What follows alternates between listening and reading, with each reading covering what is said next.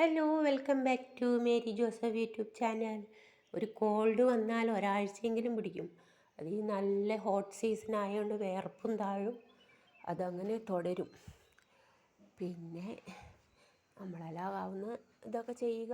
കുറച്ച് സമയമെടുക്കും കോൾഡ് പോകാൻ. അതുപോലെ നമുക്കിപ്പോൾ സപ്പോസ് ഒരു ബേൺസ് വന്നു. ഒരാഴ്ച എനിക്ക് ഒരു ബേൺസ് സ്വന്തം കയ്യിൽ നിന്ന് വെള്ളം ബ്രസ്റ്റിലേക്ക് വീണിട്ട് എന്താ ഞാൻ ചെയ്തതെന്ന് ചോദിച്ചാൽ, TT എടുത്തു ആദ്യം. TT means tetanus toxoid. പിന്നെ നല്ല സലൈൻ കൊണ്ട് വാഷ് ചെയ്തു. വെള്ളം ഉപയോഗിച്ച് നമ്മുടെ ടാപ്പ് വാട്ടർ ഉപയോഗിച്ച് കുളി ഒന്നും ആ ഭാഗത്ത് ചെയ്തില്ല. എന്നും കുളിക്കുമായിരുന്നു, പക്ഷേ ആ ഭാഗം സലൈൻ വാഷാണ് ചെയ്തത്. എന്നുവെച്ചാൽ നമ്മുടെ വെള്ളമൊക്കെ ചിലപ്പം കണ്ടാമിനേറ്റഡ് ആവാം. സ്യൂഡോമോണസും പുറത്തുനിന്നുള്ള പൈപ്പ് ലൈനിലൊക്കെ വരുന്ന വെള്ളമാണെങ്കിൽ സ്യൂഡോമോണസും അങ്ങനെ പല ഇൻഫെക്റ്റഡ് സംഭവങ്ങളൊക്കെ ഉണ്ടാവും. അതുകൊണ്ട് കഴിയുന്നതും നമ്മൾ സലൈൻ ബാത്ത് കൊടുക്കുക പേഷ്യൻറ്റിന്. ആദ്യമായിട്ട് വേണ്ടത് മെൻ്റൽ സപ്പോർട്ടാണ്, മോറൽ സപ്പോർട്ടാണ്. പിന്നെ ഗുഡ് ഫുഡ്, നല്ല ന്യൂട്രീഷ്യസ് ഫുഡ് കൊടുക്കണം. സ്പെഷ്യലി പ്രോട്ടീൻ റിച്ച് ഫുഡായിരിക്കണം. മുട്ടയുടെ വെള്ള, അതുപോലെയുള്ള ചെറുപയർ പുഴുങ്ങിയത്, ഏത്തപ്പഴം പുഴുങ്ങിയത്, ഇങ്ങനെയൊക്കെയുള്ള ഫുഡ് കൊടുക്കാം. പിന്നെ കഴിയുന്നതും കുറച്ച് ഈസി ഡൈജസ്റ്റബിൾ ഫുഡൊക്കെയാണ് നല്ലത്. പിന്നെ അവരുടെ ബ്ലഡ് കൗണ്ട് നോക്കണം, HB level, plasma, HB blood level, ഇതൊക്കെ അത്യാവശ്യമാണ്.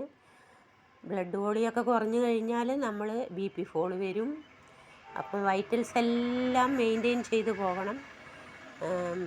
നമ്മുടെ റെസ്പിറേറ്ററി സിസ്റ്റം ഓക്കെ ആയിരിക്കാൻ ഒരു ഫിസിയോതെറാപ്പിസ്റ്റിൻ്റെ ഹെൽപ്പോടുകൂടി ബ്രീത്തിങ് എക്സർസൈസ്, പിന്നെ നമ്മുടെ പോസ്ചറൽ, ചിലപ്പോൾ ഒരു സ്ഥലത്ത് പൊള്ളി, കൈയൊക്കെ ഇങ്ങനെ പൊള്ളി, എൽബോ ജോയിൻ്റൊക്കെ ആണെങ്കിൽ നൂർക്കാതെ അനക്കാതെ വെച്ചാൽ അതങ്ങനെ തന്നെ സ്റ്റിഫായി പോവും. മെല്ലെ മെല്ലെ active and passive exercise, good nutritious and protein ഡയറ്റൊക്കെ കൊടുക്കുക. കഴിയുന്നതും നല്ലപോലെ ഉറങ്ങാൻ അനുവദിക്കുക. അങ്ങനെയുള്ള ഒരു അന്തരീക്ഷം അവർക്ക് ആക്കി കൊടുക്കുക. പിന്നെ എന്താണെന്ന് ചോദിച്ചാൽ, നല്ലൊരു ഒരു പ്രതീക്ഷ കൊടുക്കുന്ന you will cure, don't worry, അങ്ങനെയുള്ള നല്ലൊരു മെൻ്റൽ സപ്പോർട്ട് കൊടുക്കുക. പിന്നെ ഡ്രസ്സിങ് എല്ലാം സ്റ്റെറൈലായിട്ട് ചെയ്യുക. നമ്മുടെ ധാരാളം നല്ല നല്ല ഓയിൻമെൻറ്റ്സ് ഉണ്ട്, സിൽവറെക്സ്, മിപ്പിരോസിൻ, അതുപോലെ നല്ല നല്ല ഓയിൻമെൻറ്റ്സ് ഉണ്ട്. പിന്നെ അത് സോഫ്രറ്റൂള്, അങ്ങനെ ഒത്തിരി നല്ല സ്റ്റെറൈൽ ഡ്രസ്സിങ്ങും നല്ല ഫുഡും നല്ല റെസ്റ്റും നല്ല HB ബ്ലഡ് കൂടേണ്ടതും, അങ്ങനെയെല്ലാം മെൻ്റൽ സപ്പോർട്ട് ഈസ് വളരെ ഇമ്പോർട്ടൻ്റ് ആണ്. അവരൊരു പേടിച്ചിരിക്കുന്ന അവസ്ഥയാണല്ലോ, അപ്പോൾ അതൊക്കെ വളരെ ഇമ്പോർട്ടൻ്റ് ആണ്. കരിക്ക് വെള്ളം ധാരാളം കൊടുക്കുന്നത് നല്ലതാണ്. ഫ്ലൂയിഡ് ബാലൻസ് വളരെ ഇമ്പോർട്ടൻ്റ് ആണ്. ഇൻഫെക്ഷൻ വരാതെ നോക്കുക. ഡെയിലി കഴിയുന്നതും ഉണക്കി അയൺ ചെയ്ത നല്ല ഫ്രഷ് ഡ്രസ്സുകൾ ധരിപ്പിക്കുക.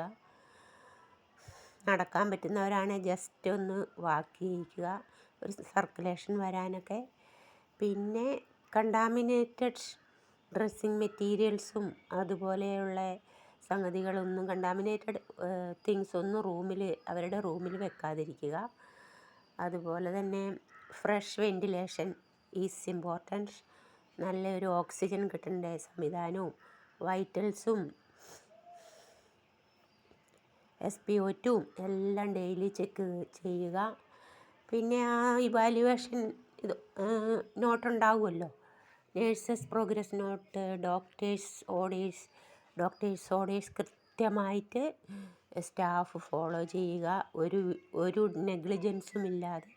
എന്തെങ്കിലും കുറവുണ്ടെങ്കിൽ പോലും മനുഷ്യരല്ലേ, വിട്ടുപോയാൽ തന്നെ വിവരമുള്ള നേഴ്സസാണ് അത് നോട്ടിഫൈ ചെയ്ത് ആഡ് ചെയ്ത് സപ്പോർട്ടിങ് ട്രീറ്റ്മെൻറ്റ് ആകാവുന്നതാണ്. It's a team work, not a doctor, not a nurse, not a nursing assistant. It's a team വർക്കാണ് ബേൺസ് ICU, ബേൺസ് യൂണിറ്റിലൊക്കെ ആവശ്യമുള്ളത്. അപ്പോൾ അവർക്ക് വൈറ്റമിൻ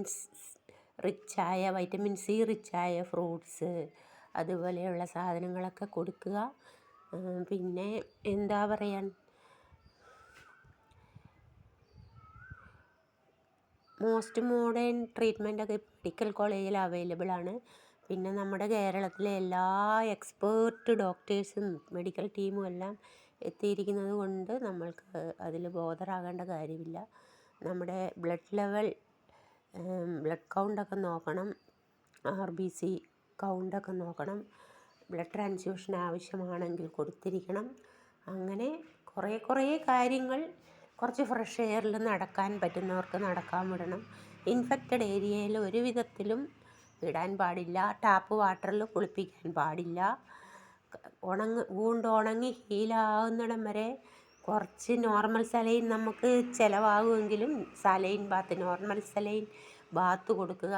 അതാണ് ഇൻഫെക്ഷൻ ഇല്ലാതെ വേഗം പേഷ്യൻ്റ് രക്ഷപ്പെടാനും ഹീലിങ്ങും വേഗം നടത്തുന്നത്. ഇങ്ങനെയൊക്കെ ചെയ്ത് പിന്നെ നമ്മുടെ ഒരു ലക്കുണ്ട്. ദൈവം എന്ന് പറഞ്ഞ ഒരാൾ നമുക്കെല്ലാവർക്കും ഓരോ വിധികൾ വെച്ചിട്ടുണ്ട്. പിന്നെ ദൈവത്തിനെ കുറ്റം പറഞ്ഞ് നമ്മൾ നെഗ്ലിജൻസ് ആയിട്ട് കാര്യമില്ല. ദൈവവും നമ്മളും വിഷഗ്വരന്മാരും ആതുരസേവകരും എല്ലാവരും കൂടെ ഒത്തുചേരുമ്പം ഒരു പേഷ്യൻ്റ് സക്സസ്സായി ഹാപ്പിയായി. പല ഹോസ്പിറ്റലുകളിൽ നിന്നും ഉപേക്ഷിച്ച കേസുകളൊക്കെ നമ്മുടെ മെഡിക്കൽ കോളേജിൽ വന്ന് ബേൺസിൽ വന്നിട്ട് ബെറ്ററായിട്ട് പോയിട്ടുണ്ട്. ചില കേസുകളൊക്കെ അൺഫോർച്ചുനേറ്റ്ലി ബാഡായിട്ടുമുണ്ട്.